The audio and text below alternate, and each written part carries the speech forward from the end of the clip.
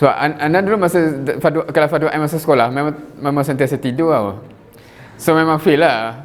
So Ana first time belajar fiqh balik tu bila dah ada kesedaran kena ni, Ana belajar dah later on. So sebab tu Ana buka kitab baca kan. Dan Ana ikut kitab tu lah. So Ana ikut fiqh sunnah Dan fiqh sunnah dia compare 4 mazhab tu. Dia kata imam ni kata ni, dia kata yang mana paling kuat, dia concludekan macam tu kan. So Ana follow je lah buku tu. Dan sebab tu dia jadi macam bila nak kahwin, Zawjana basically pure Imam Syafi'i. Ana yang dah macam kompilasi lah, sebab kitab tu dah kompilasi tu kan. So contohnya air mustaqmal, pada Ana boleh je guna untuk uduk. Zawjana, isteri Ana tak boleh lah, sebab dia Syafi'i punya ni kan. So sebab kita orang dulu kat Perancis, kita orang ada bathtub tau. Tahu bathtub? Bathtub ni apa?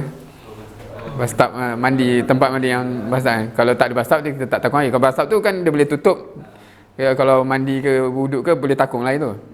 So kat sana air mahal tau, bil air tu mahal. So kalau macam contohnya isteri nak bersuci ke apa, Ana kata takung lain, sebab Ana boleh guna lepas tu. Tapi kalau terbalik tak boleh lah, sebab dia mazhab dia tak boleh. Faham tak? So kalau based on kehidupan kita orang ni, isu beza mazhab tu tak ada isu pun, sebab dia tak ada jadi isu astaghfirullah awak ni. Dia dua-dua ada dalil kan. Tapi point dia, kita orang tahu dalil kita orang. Dia bukan macam imam ni cakap macam ni, imam ni cakap ni. Gitulah. Sebab tu penting ada reference tu. Dia jadi macam at least, sebab kalau tak tahu, kita akan assume semua pun khilaf kot. Sebab kadang-kadang ada benda yang memang ngarut mana tu kan. Memang benda tu, kau guna apa bersuci? Aku guna darah. Khilaf kot. Mana boleh tu memang. Memang tak boleh kan. So kalau ada ilmu kita tahulah yang ni khilaf, yang ni mengarut kan. Tapi kalau kita tak, agak-agak je lah kan. Ya kot boleh kan.